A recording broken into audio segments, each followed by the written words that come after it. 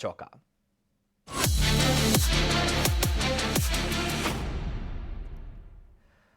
नागराज जी, बहुत बहुत स्वागत है आपका। सबसे पहले आपके पास ही आऊंगा, बताइए ट्रेडिंग के लिहाज से शुरुआती दौर में आप मौके कहां देख रहे हैं? जी हाँ प्रशांत, गुड आफ्टरनून। एक अच्छे खासे मौके बने हुए हैं दो तीन सेशन से। मेरे ख्याल से निफ्टी में एक थोड़ा सा रेजिस्टेंस तो है अराउंड 24,700 के आसपास। बट द ओवरऑल सेटअप जैसे लग रहा है कि मुझे ये आगे वाले दिनों में निफ्टी में और भी उछाल कंटिन्यू रह सकता है और टुवर्ड्स 25,000 जा सकता है।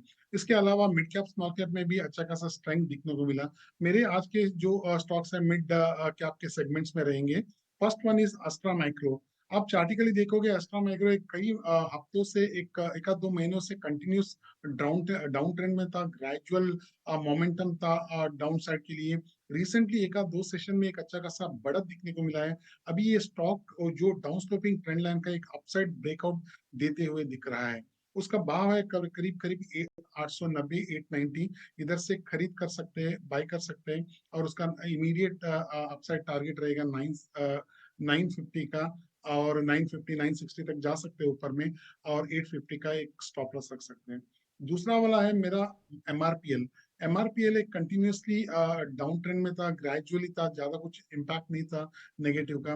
रिसेंटली एक 6-7 दिन का एक रेंज बाउंड एक्शन के बाद और वो रेंज बाउंड का एक अपसाइड ब्रेकआउट देने की कोशिश कर रहे हैं। ये स्टॉक अभी 10 डे 20 डे ईएमए का भी एक रेजिस्टेंस को पार करने का कोशिश कर रहे हैं। मेरे ख्याल से 212 के आसपास ट्रेड हो रहा है। इधर से बाय कर सकते हैं एमआरपीएल को। उसका इमीडिएट अपसाइड टारगेट रहेगा अराउंड 225 का। और 205 का स्टॉप लॉस रख सकते हैं।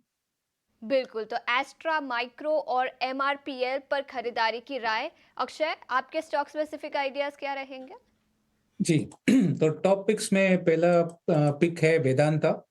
अब देखे गए दो ट्रेडिंग सेशन में बहुत ही अच्छा रिकवरी देखने को मिला है 420 के स्तर से। और एक कॉमन पैटर्न है इसमें, आप वीकली चार्ट्स पे देखें तो 2 महीने हो चुके हैं स्टॉक बार बार 400 420 कहीं ना कहीं यही स्तर से एक स्ट्रॉन्ग उछाल हमें देखने को मिलती है और ये करीबन 480 तक चलता है। तो यही प्राइस पैटर्न कंटिन्यू होगा, वापस वही दौर मिलेगा और मोमेंटम रिगेन होने के चलते वेदांता 460 और 470 ये दो टारगेट जल्दी आपको देखने को मिलेंगे। तो वेदांता बाय कीजिए, स्टॉप लॉस बनेगा 422। दूसरा ट्रेड फार्मा स्पेस से एल्केम लैब्स है। तो एल्केम लैब्स का प्राइस स्ट्रक्चर तो बहुत ही मजबूत है।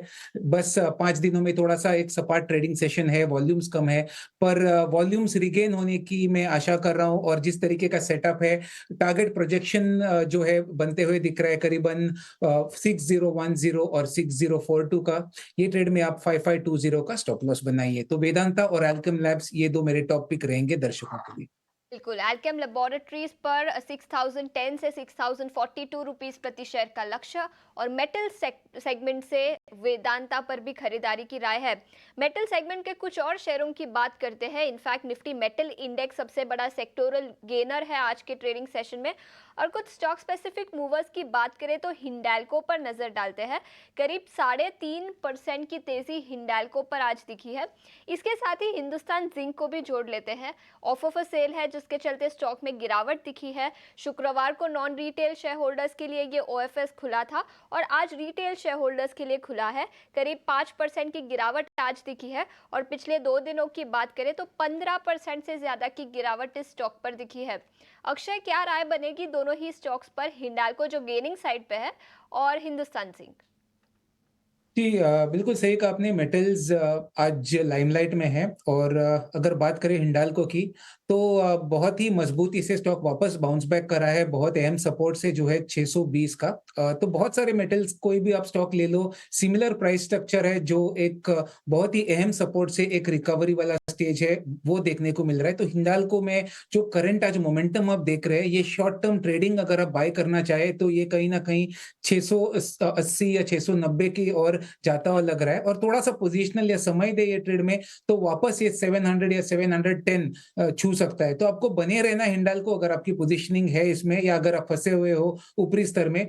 फ्रेश बाय करना चाहे तो भी आप बाय करें, 620 का सपोर्ट है और 720 तक पोजिशनल टारगेट में बनाऊंगा हिंडाल्को में।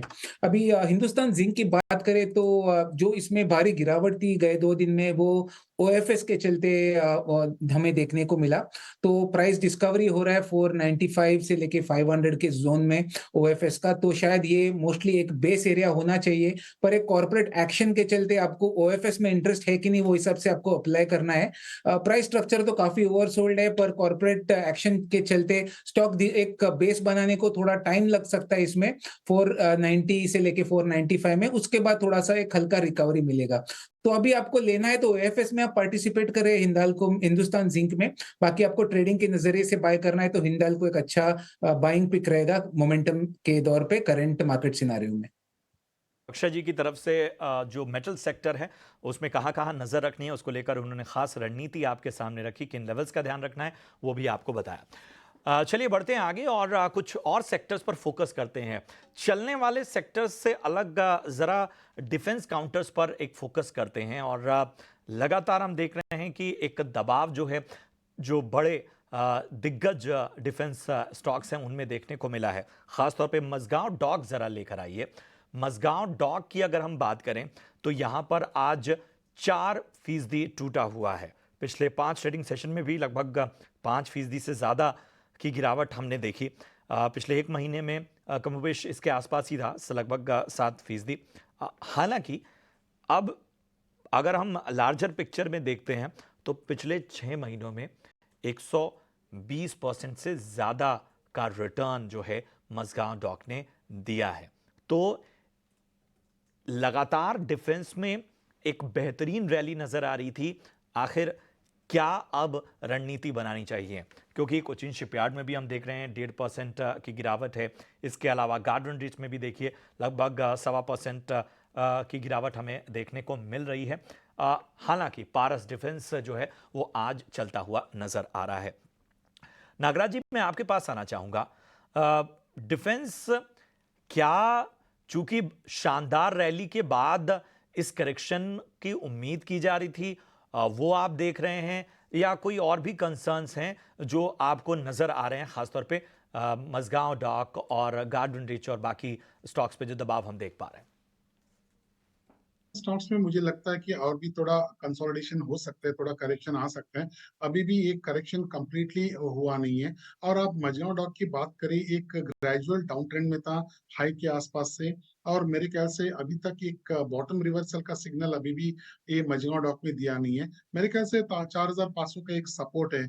अगर इन केस 4500 का सपोर्ट ब्रेक होता है तो उसका नेक्स्ट निचला सपोर्ट रहेगा 4000 के आसपास।